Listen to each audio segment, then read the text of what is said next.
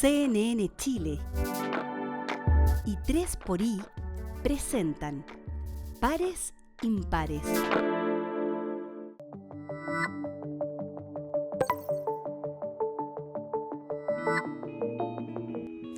Hola, ¿cómo están? Bienvenidos, bienvenidas una vez más a un nuevo capítulo de Pares Impares. Hoy queremos hablar de esos ingredientes que están en nuestra vida común y nos hacen o florecer o marchitar. ¿Cuáles son esas cosas a las que nos exponemos que nos llevan directamente a nuestras grandes tristezas? El impacto de la violencia en nuestra vida cotidiana está ocupando un espacio de enorme relevancia, pero también un gasto de energía e incluso un gasto económico. ¿Qué podríamos hacer para abordar un fenómeno tan complejo que además hilvana nuestra vida común en lugares tan distintos como el colegio o el trabajo, e incluso una ida al estadio, y revertir sus efectos en una sociedad que tiene menos confianza y que se quiere menos finalmente, por lo tanto prospera menos? Hablaremos del dolor, que es la violencia, y de su antídoto. Todo eso en este capítulo que comienza ahora de Pares Impares. Todos cometemos errores y todos merecemos una segunda oportunidad, ¿o no?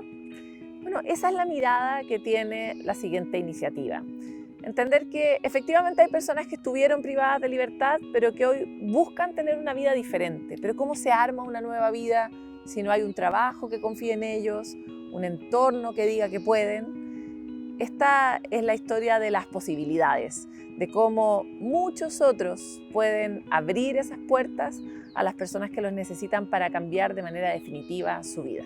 Conozcámoslo. A simple vista son solo muros, pero esas paredes también son fronteras, es distancia. Una que separa de sus familias, entorno y vínculos a las más de 140.000 personas que se encuentran privadas de libertad. Son los muros de Chile.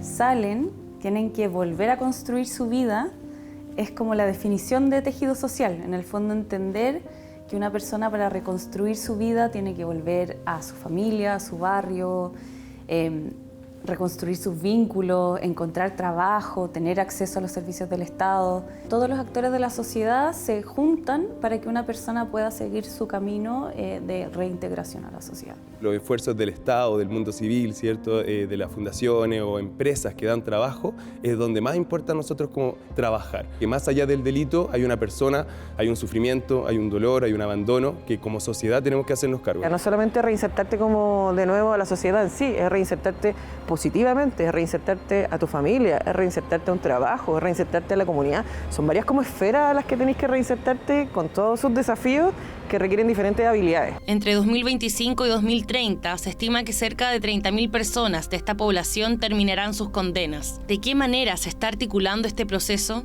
Fundaciones como Paternitas y Reinventarse son actores clave que junto a la empresa privada entregan capacitación y empleo. Una vez se me acercó uno de los chiquillos y me dijo que yo era como un referente para él por el tema que sí se puede.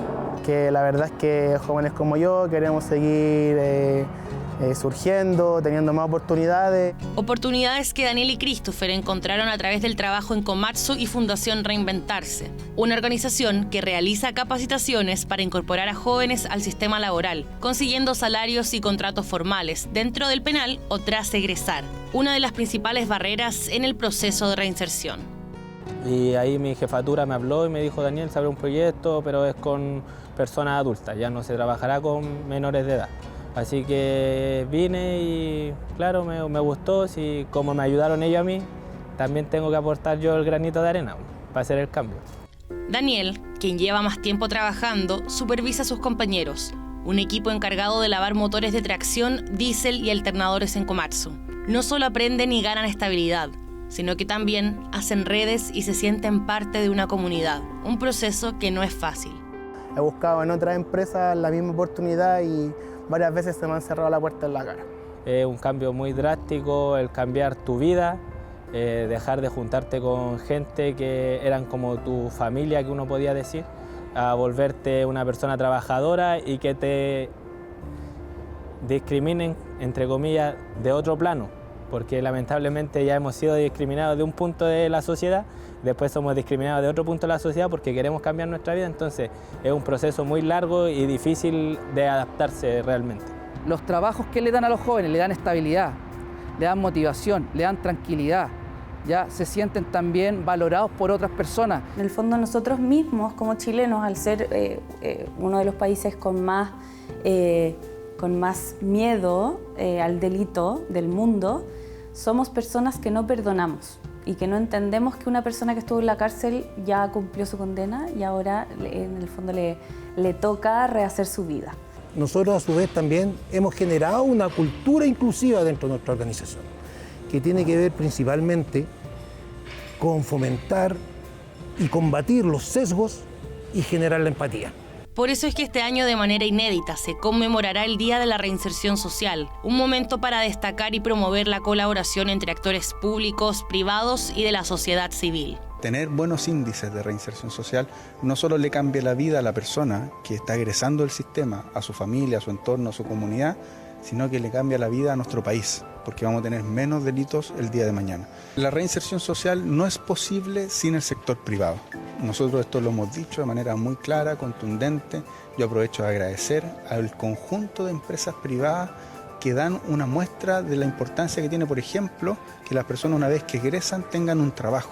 Es verdad que por primera vez tenemos un servicio específico con muchas más herramientas que las que tenía el Servicio Nacional de Menores y un circuito de justicia juvenil especializado, pero si del otro lado no tenemos empresas públicos, privadas dispuestas a darle una oportunidad a los jóvenes y una sociedad civil que acompañe ese proceso, no vamos a conseguir este objetivo que es de la máxima importancia para nosotros como sociedad. Es un esfuerzo desde la sociedad como comunidad, de aceptar a estas personas, darle una segunda mano, ¿no? Del mundo privado, de dar oportunidades, de generar alianzas, de estar presente y darse cuenta que es una responsabilidad que también pueden ayudar a hacerse cargo de este tema y este problema. Si nosotros trabajamos o invertimos en la reinserción social, lo que estamos apostando a largo plazo es a mejorar los índices de seguridad pública también. Es decir, si nosotros logramos una reinserción exitosa, lo que estamos haciendo es prevenir la reincidencia delictual, por ende bajaría el índice delictivo.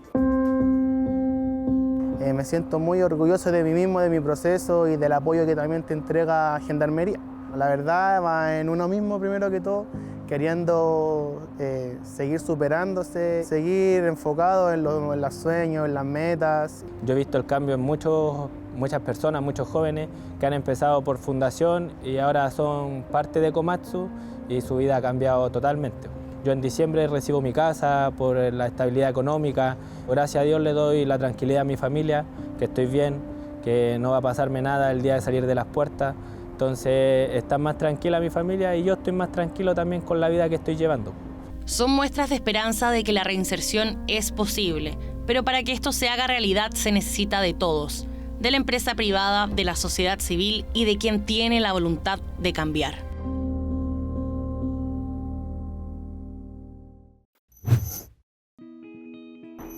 ¿Son ustedes conscientes de sus propios prejuicios? ¿Qué hacen para tratar esa enfermedad que nos multiplica a todos?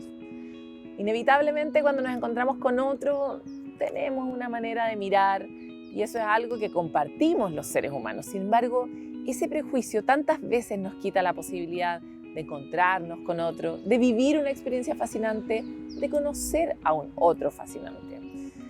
Salimos a la calle a preguntarles qué hacen ustedes con sus prejuicios. Hola, mi nombre es Leticia Sierra, tengo 60 años. Me llamo Maya Martínez, tengo 19 años. Mi nombre es José, tengo 54 años. Mi nombre es Alicia Espinosa Farías, tengo 58 años. Para derribar los prejuicios hay que tener una mente más abierta. Muchas veces nosotros no conocemos en profundidad a las personas. No ser tan cerrado de mente.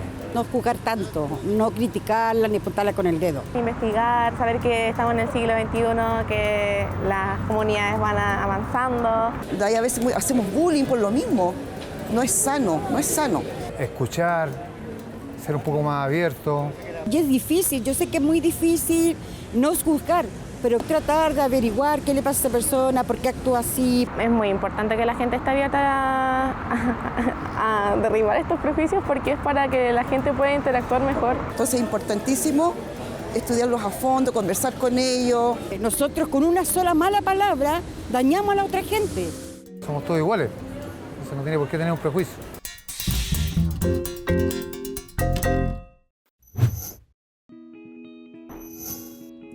Vamos a ir a una pausa y volvemos con más de Pares Impares.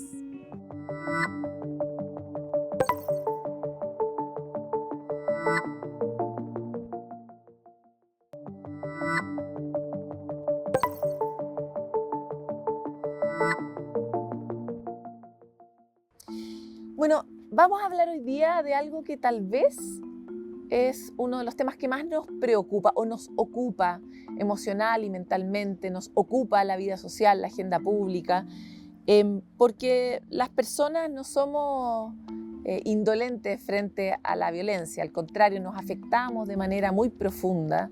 Si vivimos directamente un episodio de violencia, esa cuestión queda como una herida muy concreta marcada en la vida de todos y todas. Pero también si la recibimos como en homeopatía, si todos los días tenemos un poquito de violencia, nos vamos afectando, complicando, marchitando como personas y como comunidades.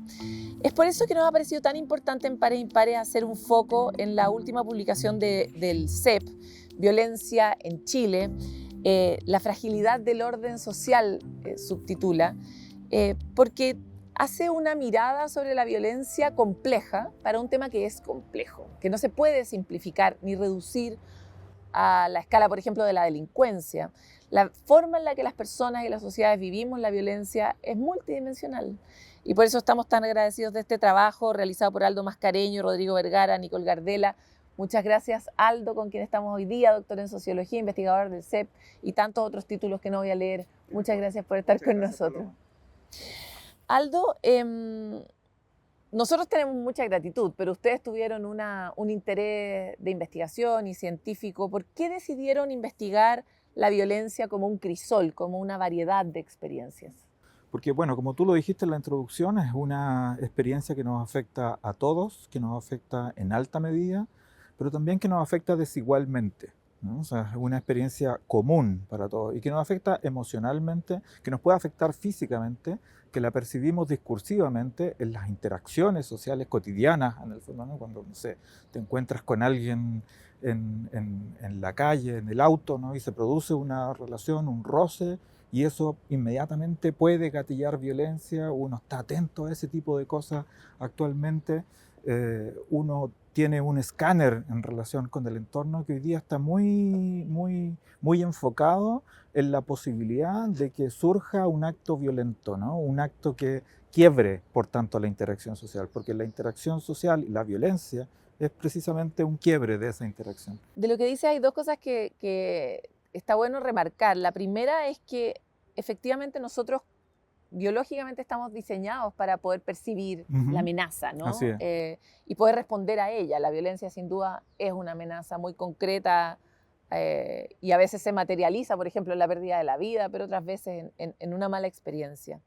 Pero también hay algo que parece ser como un circuito sin fin, y es que si yo estoy todo el rato atento o alerta ante la posibilidad de que la violencia se despierte, a veces en un comentario, otras veces en una interacción en la calle, mi posibilidad de reaccionar bien, de reaccionar con los valores supremos, de manera generosa, de manera solidaria, igual se reduce, ¿no? O sea, como que te predispone a un mundo que es mucho más hostil. Se reduce. Yo creo que eso muestra, ¿no? O sea, como eso que tú señalas, esa predisposición que está más a flor de piel ahora a reaccionar de una manera, o a esperar una reacción de manera violenta, tiene que ver con procesos más fundamentales de nuestra sociedad, de las últimas décadas, diría yo, y que tienen mucha relación con lo que está en el título del libro y en el subtítulo, que es esta idea de fragilidad del orden social, ¿no?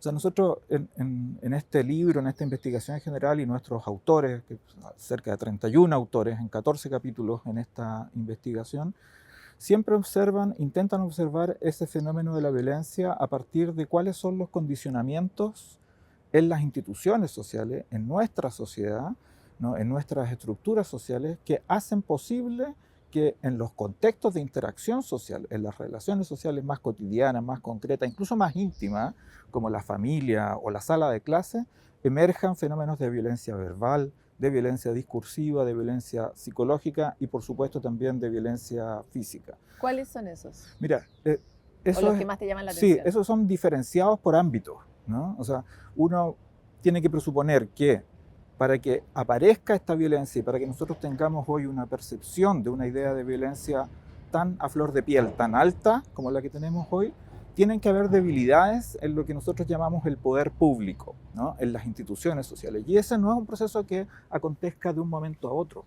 O sea, paulatino, es va un proceso deteriorando. que tiene décadas, ¿no? Que tiene, al menos desde la década de los 90 en adelante, uno puede empezar, por ejemplo, ¿no? Debilidad del poder público.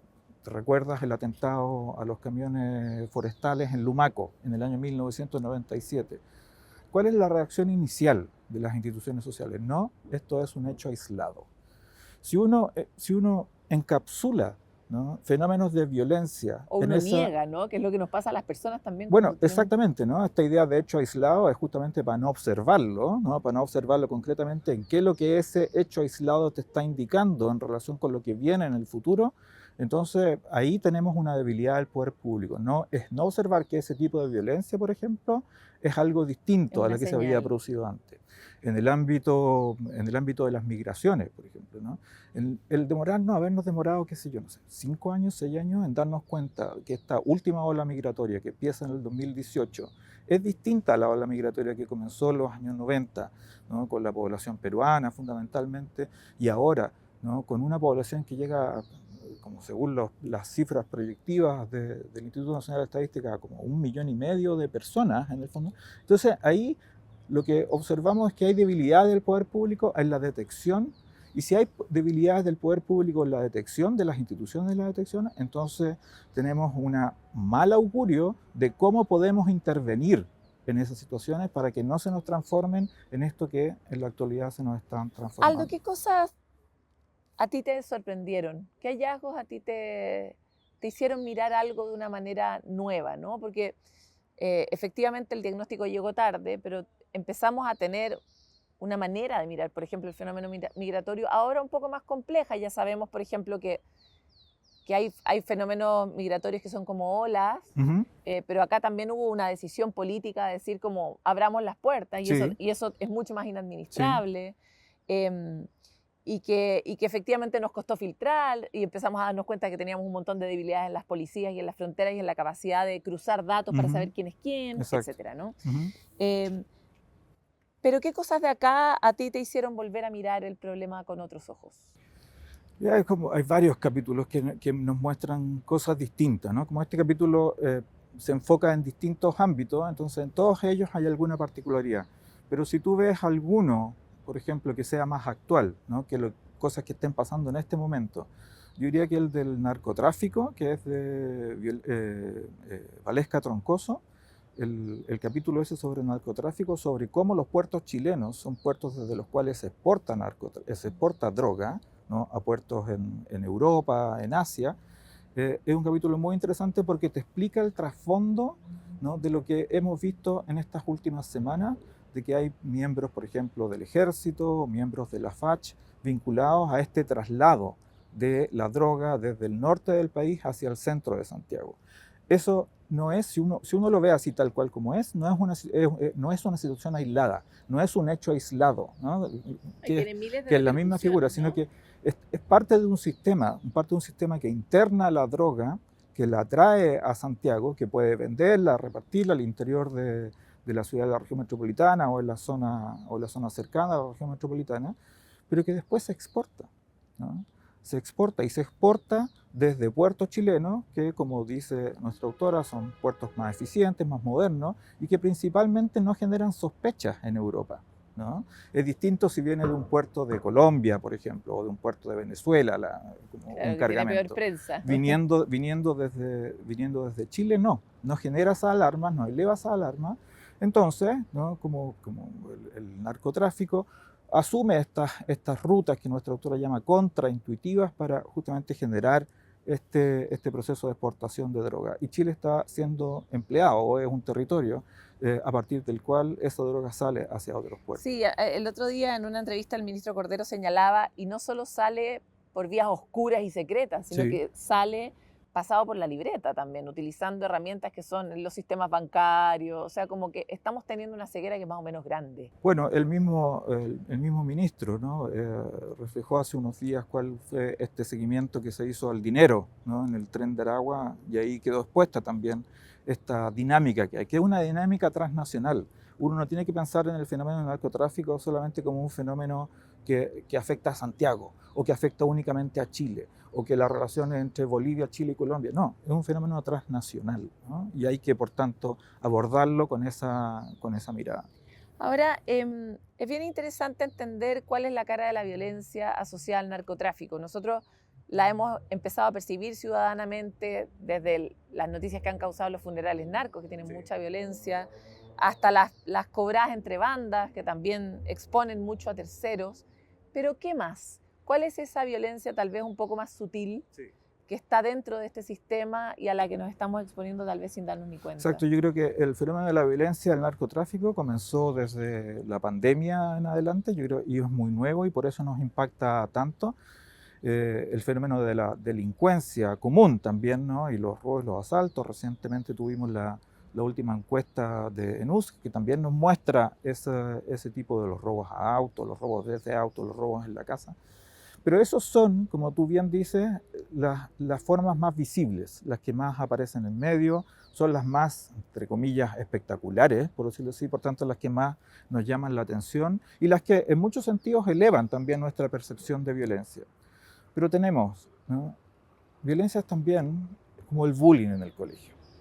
Tenemos también una violencia oculta que por definición, ¿no?, se produce en espacios cerrados, que es la violencia intrafamiliar, ¿no?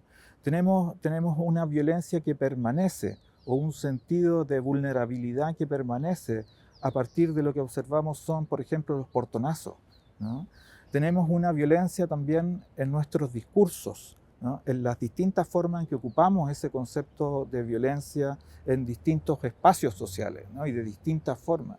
Es decir, hay la violencia en los estadios, por ejemplo, es otro fenómeno que también ha aparecido a partir de la muerte de dos jóvenes en el Estadio Monumental hace algunos meses, hace un mes aproximadamente. Es decir, tenemos un escenario donde la violencia parece estar entrometiéndose desde hace varios años ya en distintos espacios sociales, ¿no? Claro, de maneras muy sutiles primero, ¿no?, pero luego se manifiestan y hacen como un cambio de fase, así como, y entonces explota la violencia en el colegio, en la familia, en todos esos espacios. Quisiera llevarte justamente a la familia porque hemos entendido siempre que la familia es una célula central en la formación de los seres humanos. Una familia que está bien estresada en Chile, que está bien exigida, y en la que hay unas tasas de violencia bien graves, o sea, violencia contra las mujeres y también contra los niños. O sea, hay estadísticas de violencia explícita, ni siquiera pasivo-agresiva, digamos, contra los niños, que son atroces. Y entonces me encantaría saber cómo ven ustedes el rol de la familia como el primer nido donde se siembra la violencia y cómo eso tiene o no un efecto expansivo. O sea, si pensáramos en intervenir las familias, ¿podríamos atajar algo de este fenómeno? Exacto, sí, seguramente. Bueno, la familia es el primer espacio de socialización, ¿no? Como de la forma en que los nuevos individuos que llegan a la sociedad establecen sus relaciones, sus formas de interconexión, sus vínculos en el fondo, ¿no? O sea, el vínculo materno, que es muy fundamental, pero el vínculo también con los otros, ¿no? El vínculo con los amigos en el barrio, en el colegio también. O sea, la familia es un espacio de socialización primario, ¿no? Y en ese sentido es fundamental. El problema es que si en ese espacio de socialización primario la socialización parte por relaciones violentas, si el niño sufre, ¿no?, las agresiones físicas, verbales o psicológicas, ¿no?, si observa además que los adultos que están ahí se relacionan y resuelven sus conflictos de manera violenta, con agresión física, verbal o psicológica, entonces este niño aprende, ¿no?, aprende a que ese es un mecanismo de resolución de conflictos, ¿no?, y lo aplica tanto en la escuela como también lo puede aplicar en el futuro, ¿no?, cuando en su pareja, en sus relaciones de pololeo, luego en la vida adulta. Es decir, parece un fenómeno normal, parece un mecanismo de resolución de problemas normal. O se acaba el diálogo, ¿no? Se acaba la conversación en la familia, que son los elementos fundamentales que constituyen esa relación de intimidad, ¿no? Y que, como todos sabemos, ¿no? la enfocamos en la relación de afectividad, que es la constitutiva de esa relación. Eso se quiebra, eso se rompe cuando la relación en ese contexto de violencia. La violencia se transmite, en ese sentido, nos dice el capítulo, intergeneracionalmente. De todas maneras. Pero también hay una cosa, o sea, efectivamente todos los capítulos están relacionados, porque si volvemos al tema del narco, hoy día estamos viendo unas tasas inéditas de encarcelamiento de mujeres que participan de manera muy activa en el microtráfico, por ejemplo. Y cuando son capturadas, que son aparte un hilo delgado por donde se corta, digamos, esta historia, esos niños quedan abandonados. Así es. Y esos niños quedan expuestos al narco y también a la violencia. O sea, es como que... Entonces, mi pregunta iba, ¿cómo nos cuidamos de la violencia? Porque suena tan difícil, sobre todo en contextos de vulnerabilidad, parece una tarea imposible. La idea es integral, muy difícil, es compleja porque la violencia en nuestra sociedad se ha hecho cada vez más diferenciada y cada vez más compleja, ¿no? Entonces nosotros tenemos instituciones sociales diseñadas a lo largo del siglo XX, cuando la sociedad no era tan diferenciada como lo es hoy, ¿no? Hoy día tenemos diferencias de identidad, tenemos exigencias de autonomía de distintos actores sociales, ¿no? Tenemos diferenciaciones de carácter organizacional, diferenciaciones estructurales, transnacionales. Es decir, tenemos un cúmulo de cosas y todo ese cúmulo de cosas multiplica las demandas hacia nuestras instituciones. Instituciones que fueron creadas para una época, ¿no? En que las cosas eran, por decirlo así, de manera fácil, más simples, ¿no? Donde la intervención podía ser más directa. Instituciones que se redujeron, ¿no? Que se redujeron durante la dictadura, en el caso chileno, que después comenzaron también un proceso de reorganización y de complejización para adaptarse a esto, pero que van atrás de la sociedad, ¿no? Y la sociedad hoy es mucho más acelerada, ¿no? Es mucho más exigente en la vida de cada uno de nosotros. Lo vemos, eso lo percibimos nosotros, lo sufrimos, eso nosotros todos los días con las múltiples exigencias que tenemos que hacer. Entonces,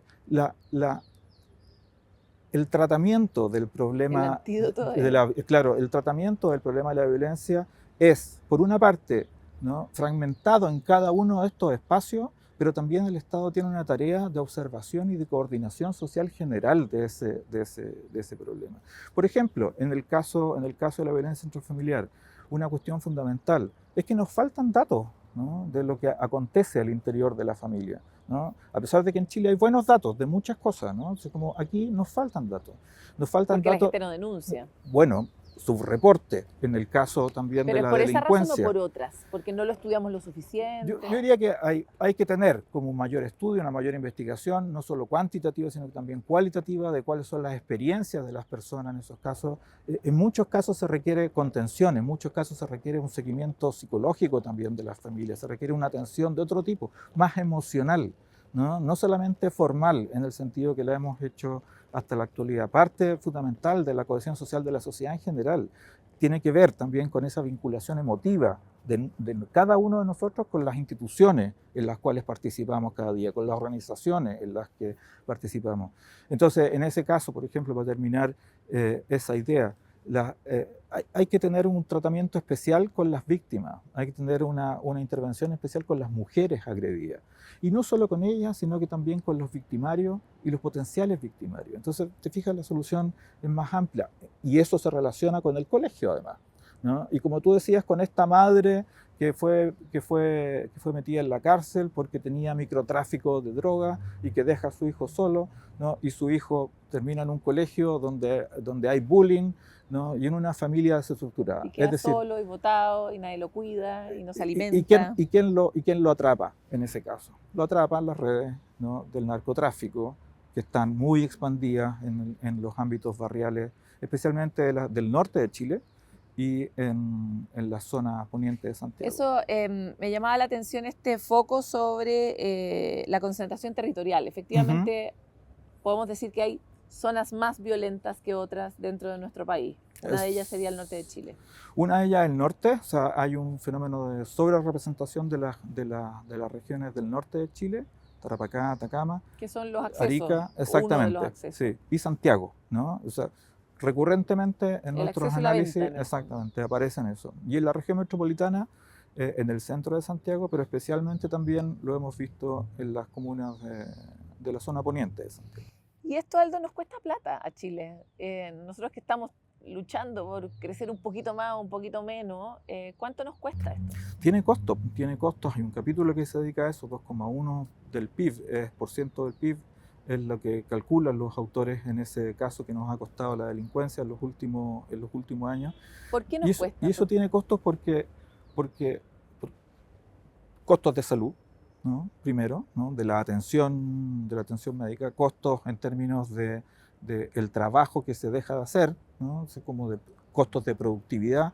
Hay distintos tipos de costos que se van acumulando y entremos un poco en el de salud, porque una cosa es que a ti te atiendan porque, no sé, te asaltaron y te pasó algo, pero probablemente los costos de salud más relevantes terminan siendo los problemas de salud mental que están asociados a la exposición a violencia a todas sus escalas, ¿no? Hay muchos costos relativos con eso, y eso es incremental, ¿no? Y que tiene que ver no solamente con la violencia, sino que tiene que ver también con esta aceleración de la que hablábamos hace un momento en nuestra sociedad actual, de esta abrumadora cantidad de cosas que tenemos que hacer en el día. Hay un capítulo en el libro que trata de los portonazos. Ese capítulo tiene una tesis muy interesante, que es de Salgado y Gardela.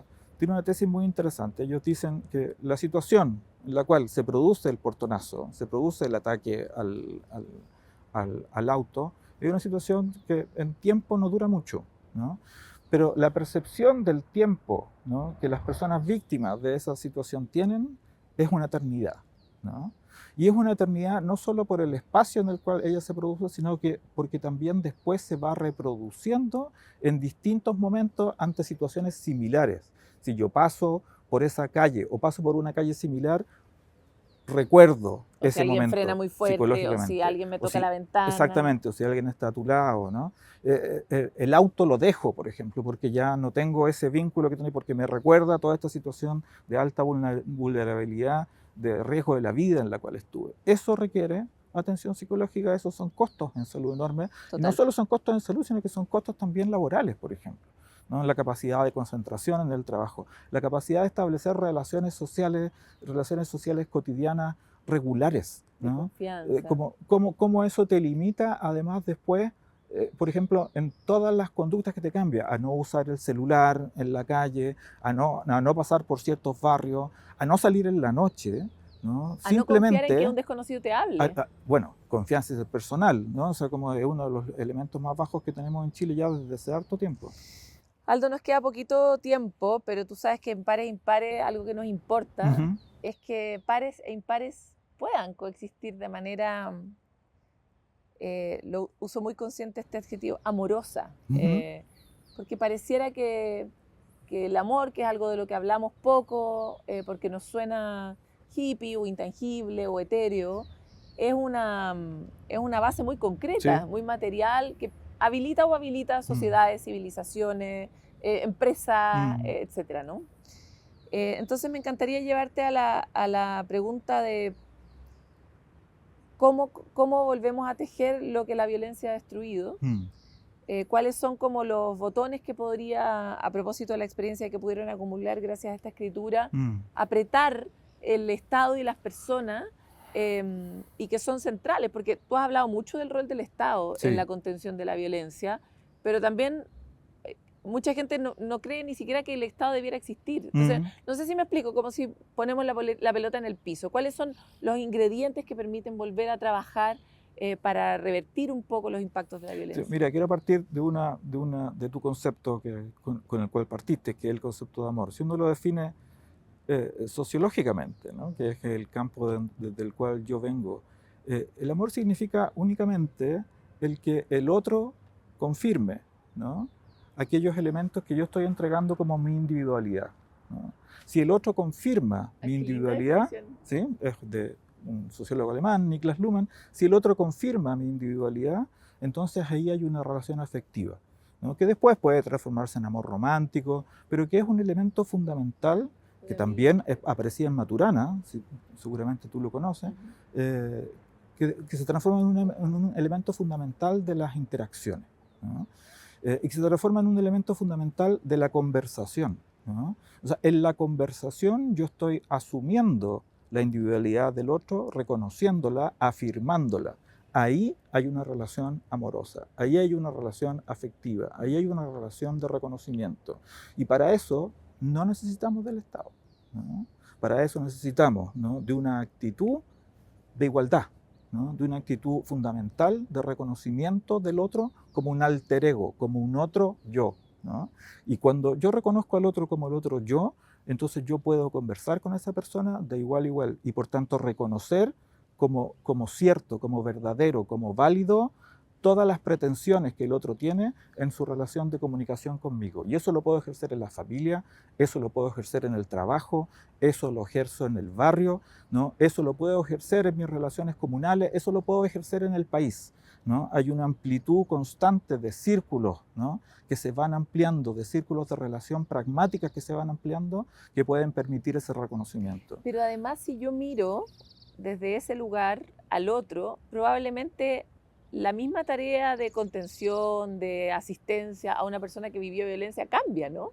Por supuesto que cambia. Lo miro de otra manera, lo comprendo, lo empatizo de cierta manera y puedo encontrar una mejor solución, ¿no? Exacto, esa es la palabra, empatía, en el fondo. O sea, todos nosotros hemos pasado por alguna situación de violencia y si hemos tenido la suerte de no pasar por ella, ¿no?, al menos sabemos de alguien muy querido, de alguien muy cercano que sí la ha pasado, ¿no? Si uno piensa en eso, ¿no?, si uno piensa en esa relación empática, en esa relación simpatética con el otro, ¿no?, entonces uno puede ponerse en esa situación y a partir de ahí, ¿no?, comenzar a reconstruir un diálogo a partir del cual en el fondo, ¿no?, podamos continuar ese reconocimiento y podamos expandir ese reconocimiento a una forma en que las instituciones sociales, y a esto es lo que me refería un poco antes, que las instituciones sociales tienen que tener alguna conexión más afectiva también ahora. También tienen que ser amorosas. No basta solo el dato, ¿no? También tienen que tener este reconocimiento sustantivo de las personas, en el fondo, ¿no? Yo creo que ahí es donde hay un fundamento clave de la cohesión social, que es distinto de todas las tareas que tiene que cumplir el Estado, en el fondo, que tiene que seguir cumpliendo siempre de contención de la violencia, ¿no? Pero hay algo en la forma. Pero hay algo también que es más micro, que es más local, ¿no? Y donde cada uno de nosotros tiene una responsabilidad fundamental también. Te quiero agradecer mucho por esta conversación y también invitar a todos a que abran sus ojos a las otras caras de la violencia. Muchas gracias por su trabajo. Gracias, Paloma. Es una conversación tan difícil y efectivamente muy abrumadora porque vivimos en un tiempo donde recibimos esas señales todo el rato. Es difícil no imaginar que nosotros podamos ser lo siguiente. Hay una sensación como de acorralamiento. Y sin embargo, pareciera que el antídoto es confiar, avanzar, dar el ejemplo en la manera en que interactuamos y esperar que las instituciones se muevan también en sectores donde antes tal vez no se habían movido, como por ejemplo la manera en la que aborda los problemas de la violencia y sus impactos en nuestras sociedades. Nosotros vamos a una pausa y volvemos con más.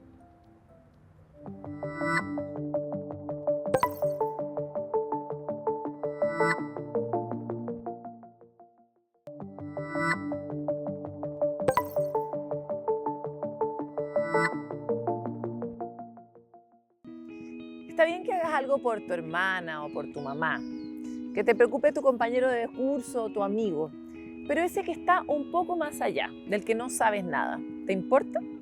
El altruismo es ese valor humano fantástico que habilita soluciones que jamás podríamos haber imaginado.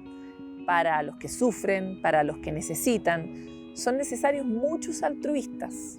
¿Qué es el altruismo y por qué es un ingrediente que necesitamos en nuestra sociedad? A veces la necesidad y la abundancia coexisten en la misma calle y son divididas por la indiferencia o el miedo. Pero existe una herramienta que puede demoler los muros que separan estas realidades: el altruismo. Un gesto, una mano tendida, un acto silencioso de generosidad puede cambiar vidas. Estudios de Harvard revelan que las comunidades más solidarias tienen mejor salud mental, menos delincuencia y mayor cohesión social. En Chile lo sabemos bien. Tras el terremoto del 27F surgieron miles de gestos espontáneos de ayuda. También lo vemos en los bomberos, en las ollas comunes y en instituciones tan icónicas nacidas en nuestro país, como Techo o Teletón. Existen muchas formas de altruismo que se pueden acomodar a las capacidades que las diferentes personas tienen de ayudar.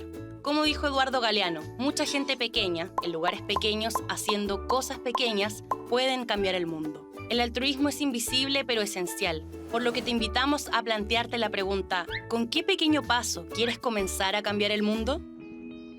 El mundo ha vivido distintas divisiones. Hay países que han encarnado estas divisiones en sus propias historias, como Alemania, pero también Corea del Norte y Corea del Sur. Pues quisimos conocer un caso en el que uno de los países encuentra o diseña un programa para poder acoger a aquellas personas que vienen del otro lado y que han vivido otra realidad. ¿Cómo se vuelve a integrar eso que alguna vez se separó?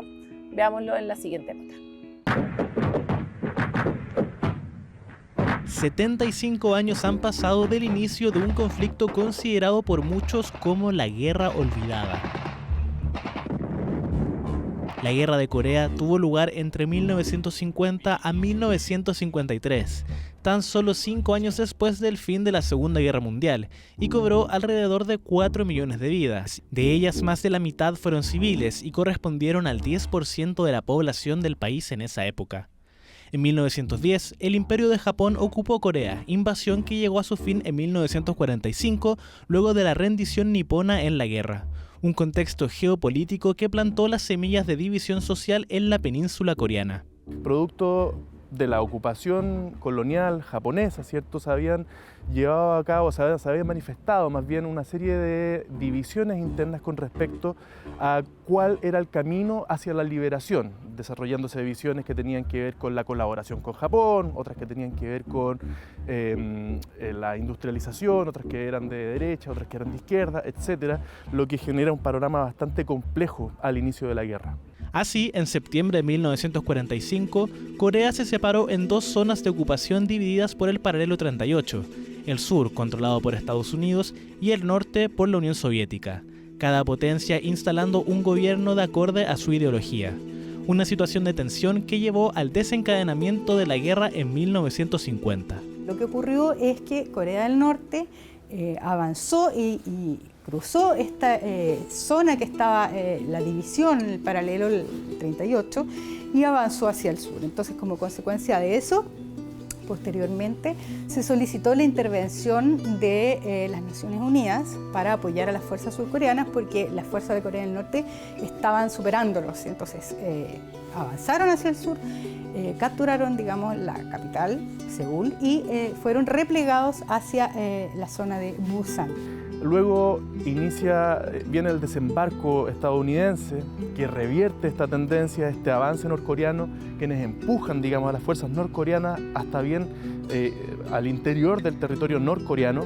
Luego se involucra China, ¿cierto? Y viene una suerte de retirada de las fuerzas del sur, de las fuerzas de la ONU, lideradas por Estados Unidos, que se establecen más o menos en el paralelo 38. De esta manera, la guerra dejó el territorio como comenzó, las dos Coreas divididas en el paralelo 38. En 1953 se firmó un armisticio que puso fin a las hostilidades, pero que oficialmente no ha terminado con el conflicto. 75 años después, la división continúa. Actualmente, Corea del Sur goza de prosperidad económica y democracia, mientras que el norte continúa bajo el régimen autoritario liderado por la familia Kim.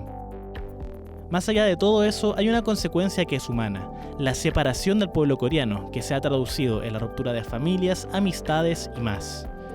Existen organizaciones en el sur que buscan lograr la reunificación, partiendo desde la necesaria inclusión de personas que escapan del norte. Una de estas es la ONG Personas por una Reunificación Exitosa de Corea, Peace Corps por sus siglas en inglés, quienes por intermedio del impulso de políticas de derechos humanos y educación buscan apoyar a desertores de Corea del Norte. We are having giving a chance to Estamos dando la oportunidad de pensar y hablar sobre la cuestión norcoreana y los derechos humanos en Corea del Norte y la reunificación en las escuelas públicas. Visitamos las escuelas y organizamos conferencias con profesores, desertores norcoreanos y estudiantes escolares o becarios internacionales que hablan con jóvenes estudiantes surcoreanos sobre la reunificación. About reunification issue. Instancias de integración social que también pasan por cosas tan simples como conocer sobre el día a día en el sur y sobre sus leyes e incluso enseñar inglés. En el programa educativo ofrecemos principalmente clases de inglés a los desertores norcoreanos. Para ellos, el inglés es uno de los grandes obstáculos para conseguir una vida mejor en Corea del Sur y otros países. Desertores del norte que muchas veces llegan a China primero, pero que ven en Corea del Sur una oportunidad de comenzar de nuevo. Estas personas, muchas de ellas buscan llegar a Corea del Sur.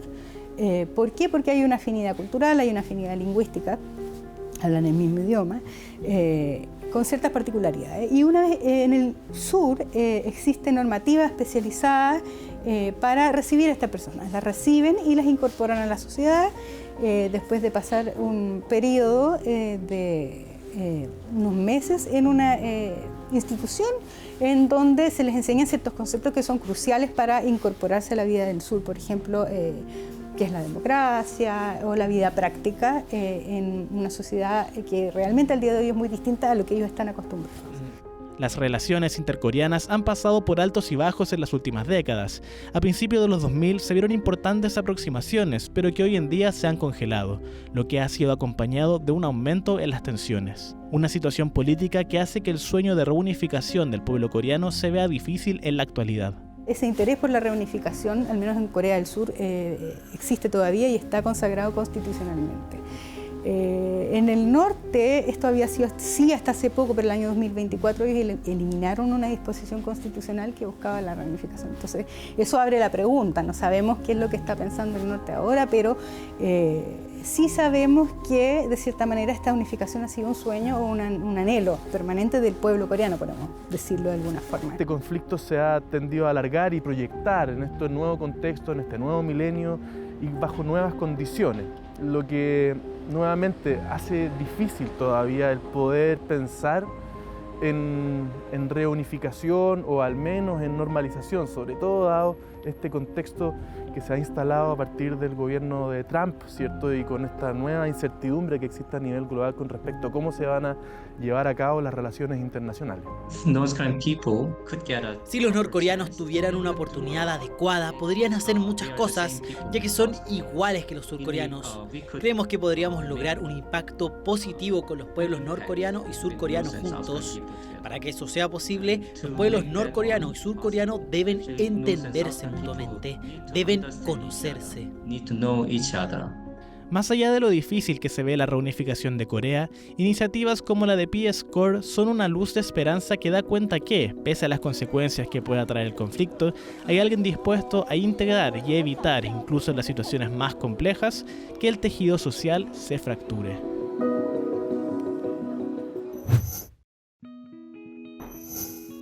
Hasta aquí llega este capítulo de Pares Impares. Tratamos de mirar las kriptonitas de nuestra sociedad, dónde están esos puntos que necesitamos intervenir para transformar nuestra experiencia de la vida en común. Hay muchas cosas que están al alcance de la mano de todos de nosotros. Por ejemplo, cultivar el altruismo, que es un valor superior, pero que sin duda nos hace bien a nosotros y también al resto. Pero también encontrar una manera de disminuir los niveles de violencia o, por último, disminuir los impactos que esta tiene en nuestra vida. Sí hay actos conscientes que pueden hacer las personas y también las instituciones en sus distintas escalas. Una de ellas, por ejemplo, es la familia, que es el espacio donde podríamos asegurar esa siembra que después se cosecha en la adultez de personas más disponibles, más generosas, más solidarias o, en su defecto, exponiendo a la violencia a los niños y niñas y también a las familias completas, tener más bien ciudadanos desconfiados, agresivos y que generan otros entornos de violencia. Tanto podemos cambiar en los colegios, en los trabajos o en la salida a la calle. poniendo conciencia en cuán violentos somos todos, un poco, todos los días. La idea es que podamos de verdad construir un lugar distinto en el que nos sintamos queridos, acogidos, parte y permitan articular esa sociedad con la que soñamos. Nos vemos en otro capítulo.